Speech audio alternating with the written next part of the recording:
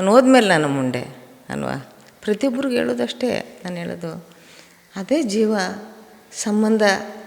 ಆ ಭಾಗ್ಯ ಇಲ್ಲದಾದ್ಮೇಲೆ ಯಾತಕ್ಕಪ್ಪ, ಯಾತಕ್ಕೆ ಬೇಕು ನೀವು ಹೇಳಿ, ಯಾತಕ್ಕಿರಬೇಕು?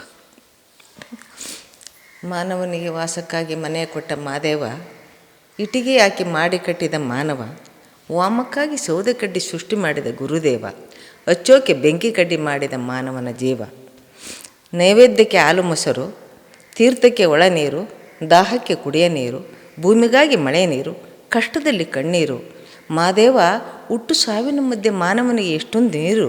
ಶುಟ್ಟಿಯಲ್ಲಿ ಒಡಲು, ಹೊರಗೆ ಬಂದಾಗ ಮಡಿಲು, ಮಧ್ಯದಲ್ಲಿ ಆಟದಲ್ಲಿ ಎದಲು ಬದಲು, ಆಟ ಮುಗಿದ ಮೇಲೆ 4 ಹೆಗಲು, 4 ಹೆಗಲಲ್ಲಿ ಹೋದ ಮೇಲೆ ತಿರುಗಿ ಬರಲು ಇಲ್ಲ ದಾರಿ, ಇದೇ ತಿಳಿ ನಿಮ್ಮದಲು. ತಪ್ಪಿದರೆ ಕ್ಷಮಿಸಿ, ಧನ್ಯವಾದ.